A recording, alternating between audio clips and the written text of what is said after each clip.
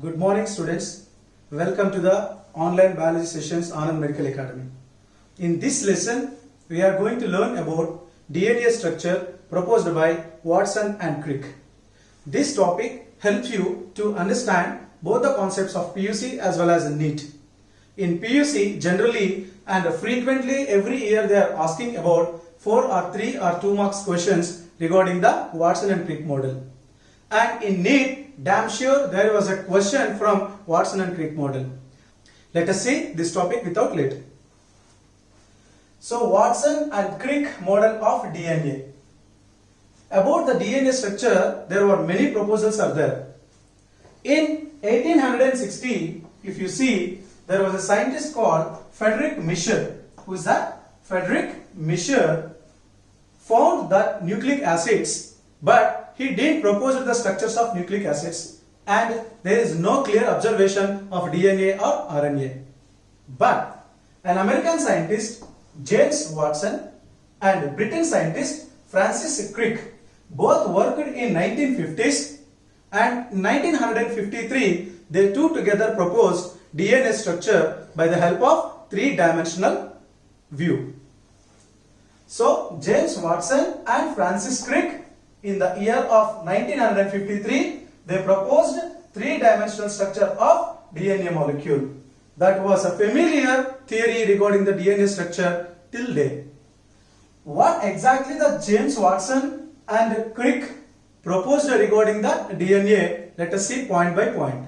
Firstly, they defined the DNA molecule as the DNA which consists of two long helical strands that are coiled around a common axis to form double helix.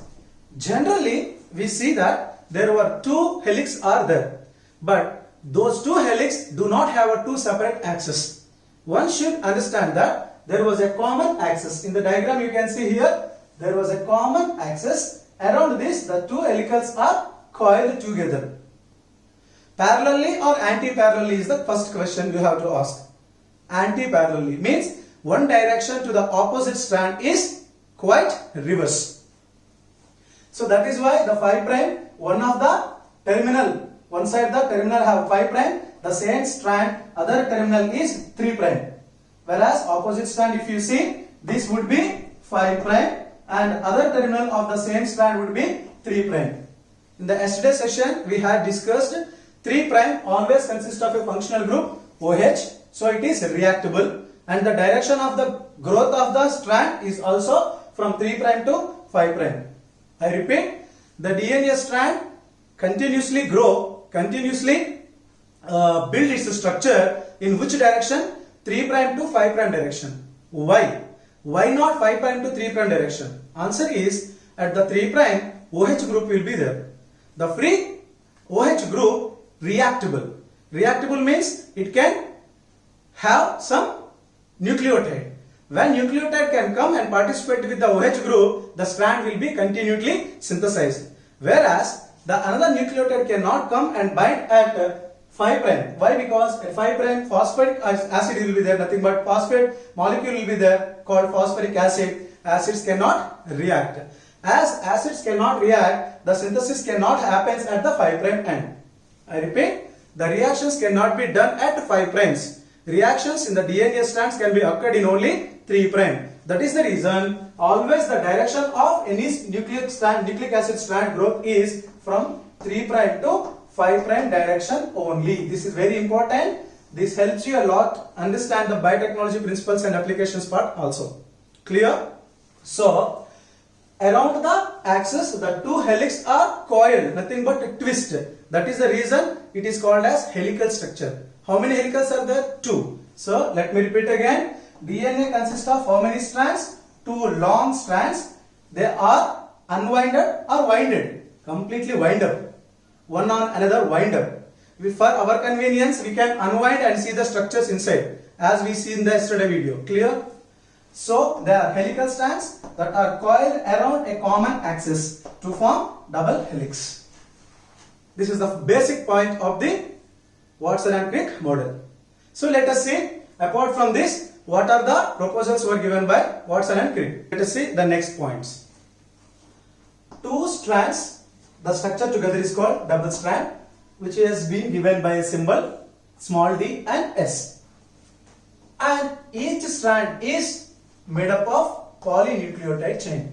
Even though both are helical, each helical, if you think as a one strand, that strand is a polynucleotide chain. So DNA is a polymer of nucleotide and each strand is polynucleotide chain. Clear? Next, both the strands are anti-parallel. Just before we had discussed, the directions of both the strands are opposite.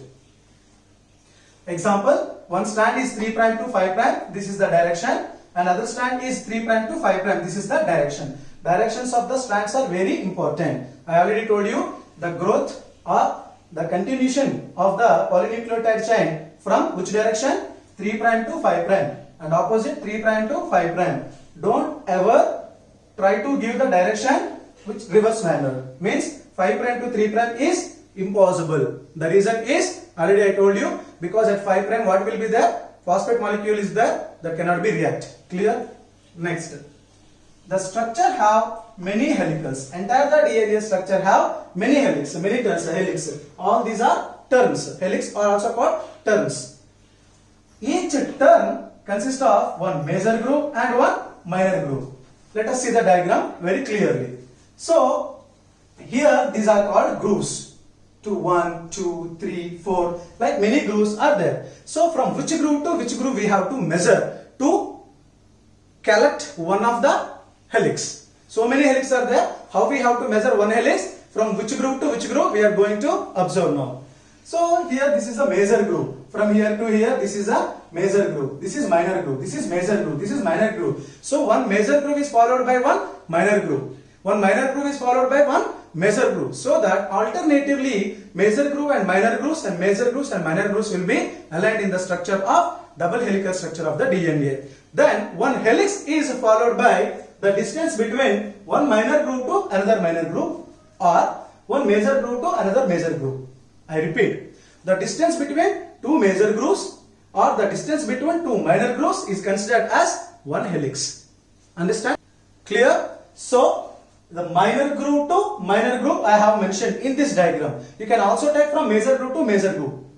So according to the diagram here, the one helix is measured from one minor groove to another minor groove.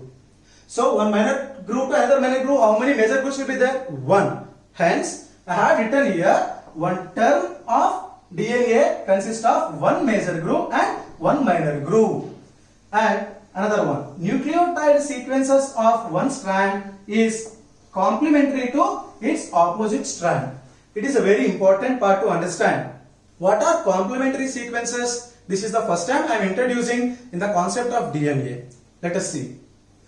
In the diagram, if you see, thymine is there here. Means it is a thymidylate nucleotide that is represented by T. Opposite to T, what will be there? A. So the T is belongs to one strand and its complementary sequence is present in its opposite strand. So T, A, C, A, G. Its opposite strand consists of their complementary sequences. Suppose G opposite C, A opposite T, C opposite G, A opposite T as well as T opposite A. Their complementaries will be there. That session I will explain more clearly by using here unwinded. They are winded structures. It is very difficult to understand and observe also. In unwinded DNA, we can see unwinded means what? Remove of helix. So what was there here? You just think this strand is blue color representing and this strand is representing the opposite strand which is in orange color. So 3' to 5', this is 5' to 3' to 5'. So what are the T, A, C, A, G, again G, A, T, and next C and T. So till here. So this is the strand which representing from 5' to 3' in this direction. So opposite strand, no need to see. Opposite strand nucleotides, no need to see again. Opposite to T, what will be there? A will be there. Opposite to A, T will be there. Opposite to C, G will be there. A, T, G couple with C, G couple with again C, A couple with T, T couple with A, and C couple with G, and T couple with A. You know very well the hydrogen bonds also present between them. Little later we will see that how hydrogen bonds are exist between purines and pyrimidines and their number also. But here what is complementary sequence is the point one should understand. So one strand nucleotide sequences are having their complementary nitrogen bases in its opposite strand. So that is what here the point explains you. Nucleotide sequences of one strand having complementary to its opposite strand. That is the reason helical is happening. That is the reason coiling is happening on the same axis, nothing but single axis. I hope you understand the meaning of complementary sequences in the DNA structure. Now let us see some more elements regarding the Watson and Crick model. This time I am going to introduce some measurements of the DNA, nothing but length, turn, angle and some count. Firstly, as you know, one turn or one helix that is composed of one minor and one major group. Clear? Consists of 10 base pairs. 10 base pairs means 20 nucleotides. Guys, just to recall the structure of one nucleotide. One nucleotide consists of how many nitrogen bases? One nitrogen base. Clear? So, 20 nucleotide consists of how many nitrogen bases? 20 nitrogen bases. 20 nitrogen bases means how many base pairs? 10 base pairs. So that I have written 10 base pairs also considered as 20 nucleotide sequences. For more clarity, let us examine the structure here. So here to here one helix. Here how many base pairs are there? Let us see. That base pairs means coupling. One base pair, second base pair, third base pair, fourth base pair and fifth, sixth, 7, 8, 9 and 10. 10 base pair consists of how many bases? 20 bases. 1, 2, 3, 4, 5, 6, 7, 8, 9, 10. Opposite to 10. So 20 base pairs have how many nucleotides? 20 nucleotides. Here the question is one turn of DNA. Here the question is one turn of DNA consists of how many base pairs? Answer is 10 base pairs. How many bases? 20 bases. How many nucleotides? 20 nucleotides. How many pairs of nucleotides? 10 pairs of nucleotides. So this is how some easy level questions will be there. Without confuse, one should understand the question and answer. Clear? Now let us see the second one. About distance I am talking now. The distance between two adjacent nucleotides, let us see. Adjacent nucleotides means what? The nucleotides present in one strand or opposite strand? One strand. So here the distance between this one and this one, or this one and this one, or this one and this one. So I took the nucleotide and a nucleotide present on one strand. One nucleotide and its above nucleotide, or one nucleotide or its below nucleotide is considered as adjacent nucleotides. So the distance between two nucleotides, the distance is 3.4 angstroms. So here the distance between two adjacent nucleotides is 3.4 angstroms. As we discussed just before, how many nucleotides are present? How many nucleotides are present in the one strand? 1 helix, one helix, 10 nucleotides. So that 3.4 angstroms into 10 is equal to 34 angstrom is the length of one helix. So DNA one helix length is equal to 34 angstroms. If you want, okay, the length of DNA by the given nucleotides, we can calculate. About the calculation part, once the Watson-Crick model finished, I will introduce you. I would not like to interrupt the theory part, okay, by the giving some applications. So let us see them later. Now, turn of a single nucleotide would be 36 degrees.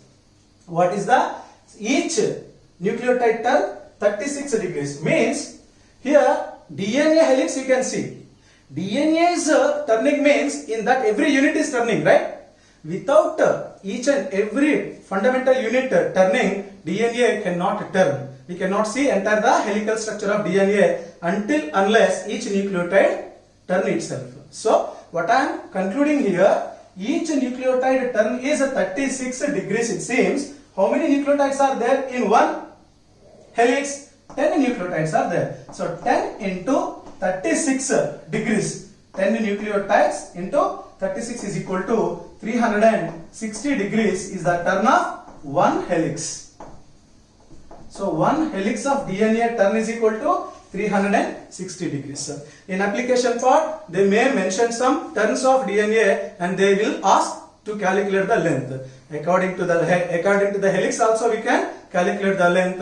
According to the number of nucleotides also we can calculate the length. All these parts belongs to that some part of application. You will see later. Don't worry about that. Lastly, if you see the diameter of a DNA, that is, diameter means what? It's a kind of a radius. So the diameter, if you say here from here to here, the diameter is about 20 angstroms, nothing but 2 nanometer. So diameter of DNA, nothing but helix or DNA, whatever, the 20 angstroms or 2 nanometers will be measured. So here we have seen the length of nucleotide and length of helix, turn of nucleotide and turn of helix, as well as enter the DNA diameter. These are the some measurements found in the 3D structure of DNA molecule by Watson and Crick.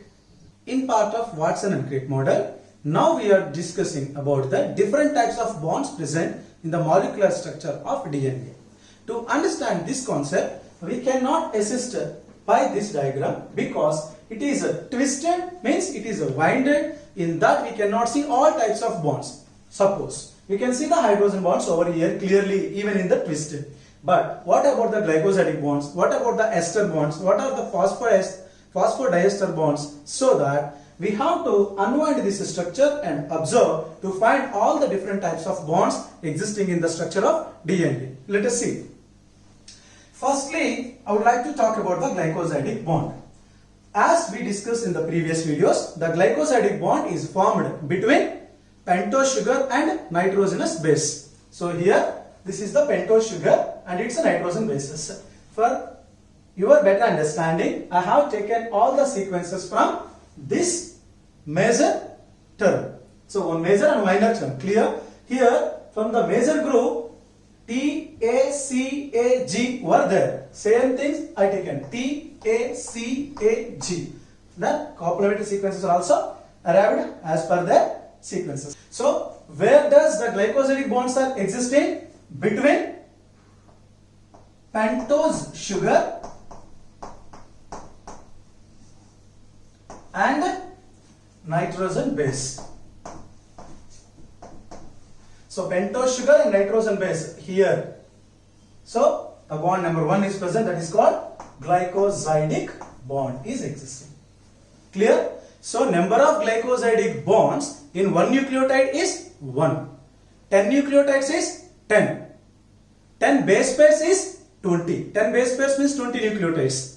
So that number of glycosidic bonds present in one helix. One helix has how many nucleotides? I am not talking about the nucleotide base pairs. Base pairs are 10. But one helix is equal to 20 nucleotides. Each nucleotide consists of one glycosidic bond because one nucleotide consists of one nitrogen base. So the pentose sugar associate with the nitrogenous base by the help of glycosidic bond. It seems one nucleotide is equal to one glycosidic bond, so that one helix is equal to 20 nucleotides. 20 nucleotides is equal to 20 glycosidic bonds. So number of glycosidic bonds in one helix is equal to 20 per one helix. Understand? Secondly, ester bonds. Where does the ester bonds are existing in the DNA structure? Tell me. So ester bonds are existing between sugar, pentose sugar and phosphate molecule. Where does phosphate molecule is present? At 5th carbon of the pentose sugar. So 5th carbon of the pentose sugar and phosphate molecule have phosphate molecule means what is the phosphoric acid H3PO4 or PO4 component is adding at the CH2OH component. So that phosphate ion is pairing with the sugar molecule with which bond? Ester bond. So ester bond is existing between pentose sugar and phosphate ion. So how many ester bonds are present in one helix? One helix is equal to 20 nucleotides. 20 nucleotides is equal to 20 ester bonds. So here also answer is 20 per one helix. I hope you are understanding, guys. Don't confuse. I am not asking base pairs. I am asking nucleotides. So nucleotides means here 10 and opposite 10. Each nucleotide has each ester bond. That's why. Thirdly, phosphodiester bonds. Let us see the phosphodiester bonds. Where does they exist? Phosphodiester bonds are forming between two adjacent nucleotides. Clear? And though are present between two adjacent nucleotides, not inward, outward they are forming. Why they are forming outward? Let us see. Fifth prime they are having phosphate and third prime they have OH. Means here also third prime have OH. So from here one ester bond, from here one ester bond. So phosphodiester bond is formed.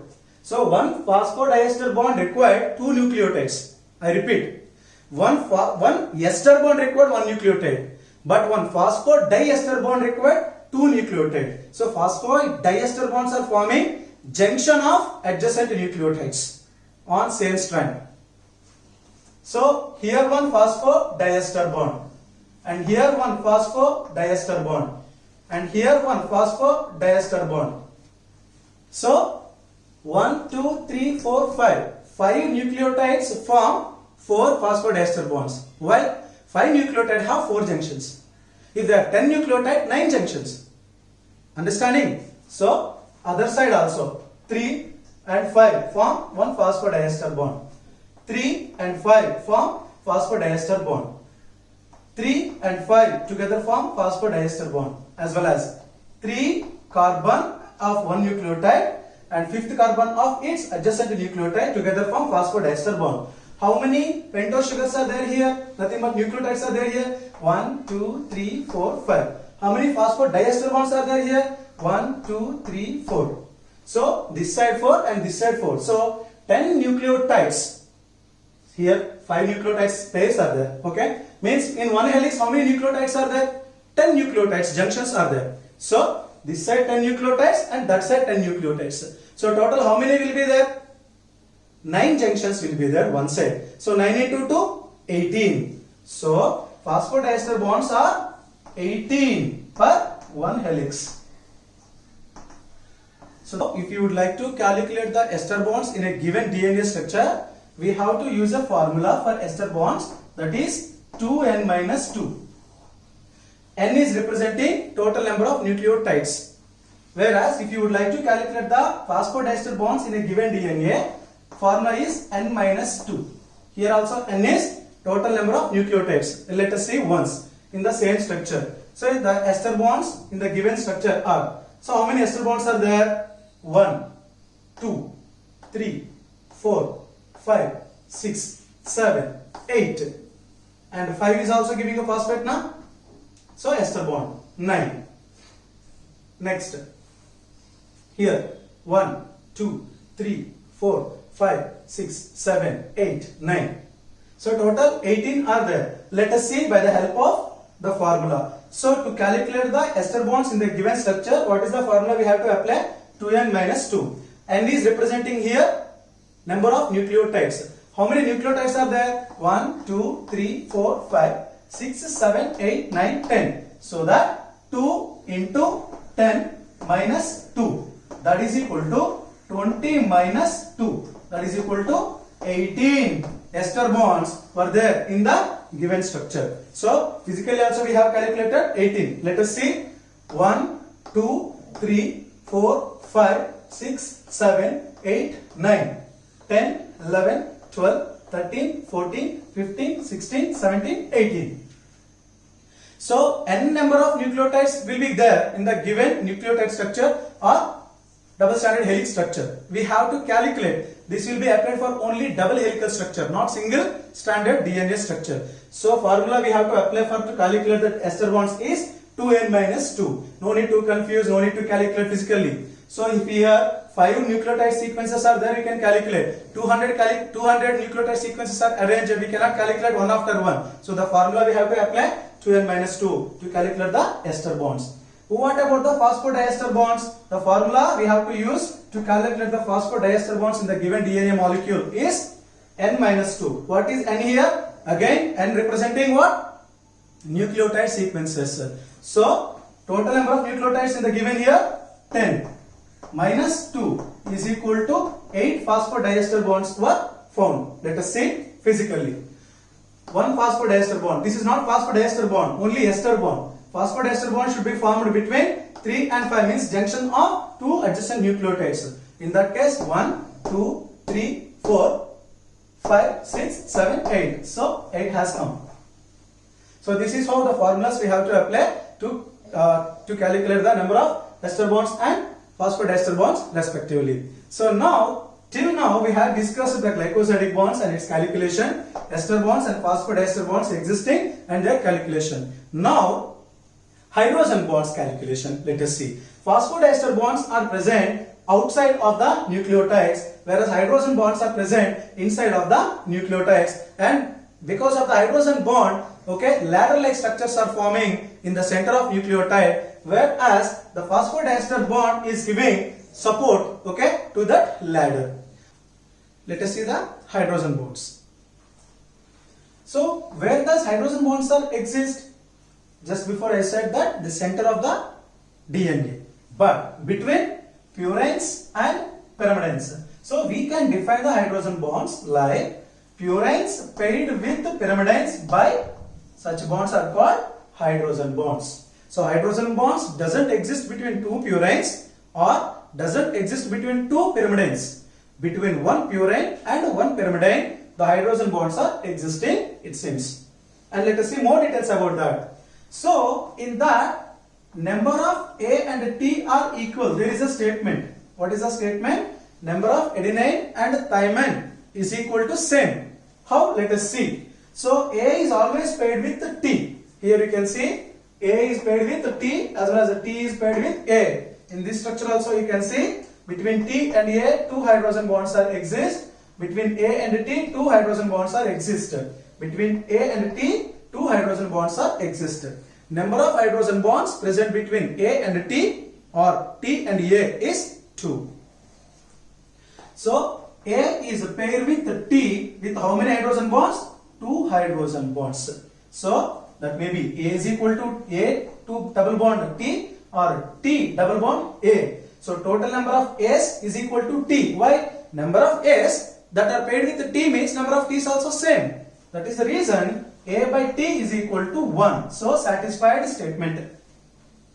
I hope you understand. Second statement, let us see. Number of G and C are equal. The similar statement. But here another purine with another pyrimidine. What is the purine here? Guanine. What is the pyrimidine here? Cytosine. So guanine is pairing with the cytosine with how many hydrogen bonds? 3 hydrogen bonds. Let us see here. How many hydrogen bonds are there between G and C? 3. And between C and G? 3. Let us give it. Here between C and G 3 hydrogen bonds are there, as well as G and C 3 hydrogen bonds are there. In that case, there are 3 hydrogen bonds are existing between G and C, means G is equal to C. Here don't think that I have given double bond. Here already I mentioned between G and C triple bond is there. But here what I would like to tell you, number of G's are equal to number of C. This is equal to, not bonds. Here there are not bonds. Clear? Equal. Number of A is equal to number of T. In case number of T is equal to number of A is same. Just in the same way, number of guanine is equal to number of cytosine. And number of cytosine is equal to number of guanine. So that how many cytosines are there? That much number of guanine is present. Or how many guanines are present? That much number of cytosine are present in the given DNA molecule. Hence, C by G or G by C is equal to 1. So it is also satisfied statement. So what is the first statement? Number of A and T are equal and number of G and C are equal. Let us see, in a given DNA helix, one helix means how many base pairs are there? 10. In the 10 base pairs, you just think, assume, but whether it is a possible or not, assumption. In a given helix of DNA, one helix of DNA, all 10 base pairs are adenine and thymine. Means A, T, A, T, A, T, or T, A, T, A, T, T, A. 1, 2, 3, 4, 5, 6, 7, 8, 9, 10. So 1, 2, 3, 4, 5, 6, 7, 8, 9, 10. In a helix, all nucleotides are adenine and thymine. So how many hydrogen bonds are present? Very simple. Here 2, 2, 2, 2. Everywhere 2 hydrogen bonds are existing between A and T or T or A. So here the 10 into 2 is equal to 20 hydrogen bonds. Understand? In case of one helix consists of all are adenine and thymine, how many possible hydrogen bonds are present? Answer is 20.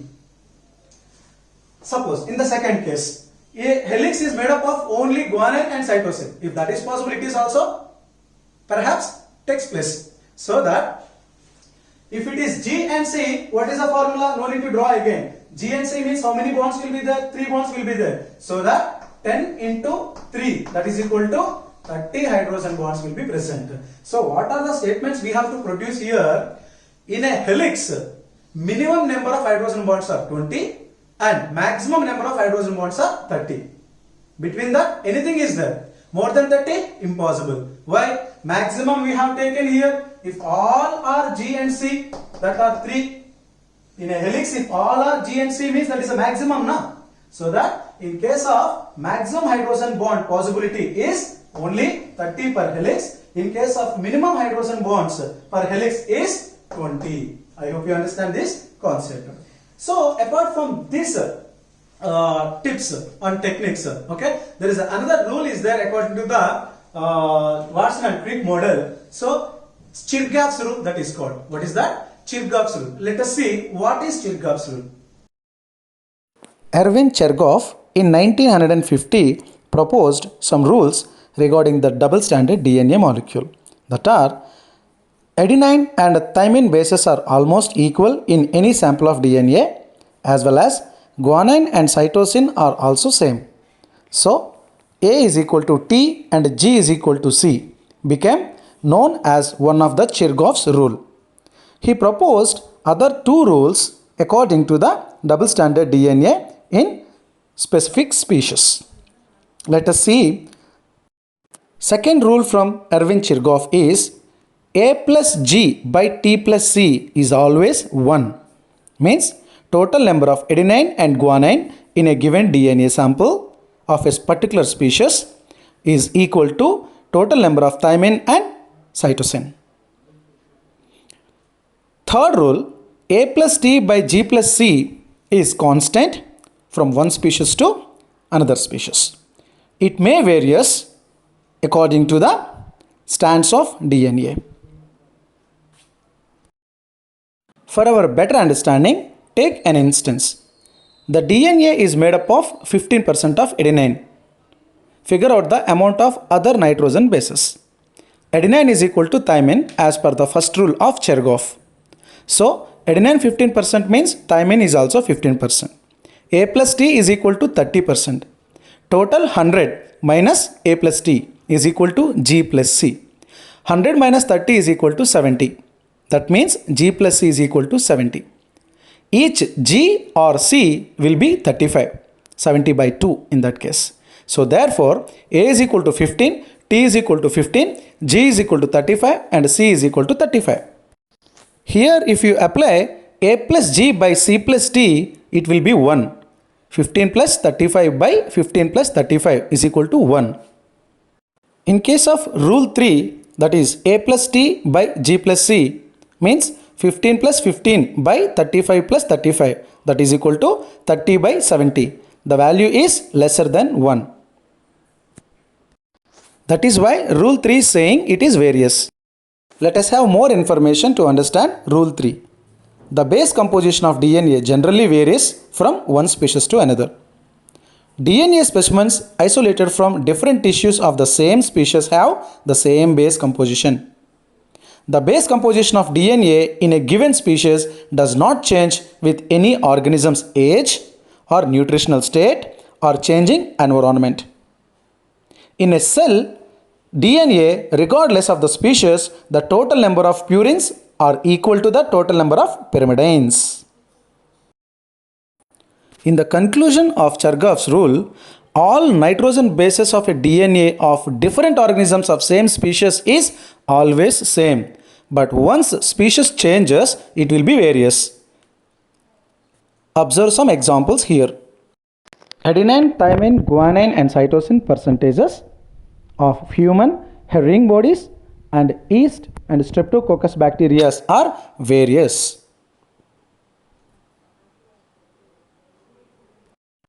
In tomorrow class, we will have some application part of Chargaff's rule.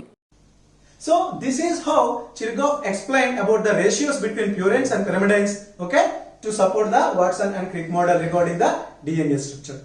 So guys, these are the important things, okay, regarding the Watson and Crick DNA structure or DNA model. Watson and Crick explained about a DNA that is right-handed DNA. Means the turn of DNA is clockwise. So according to the twists, means helix, there are different types of DNAs are there, types, and some calculation part of the DNA we will discuss in the next video. I hope you understand guys. Practice perfect and attend assignment. Thank you.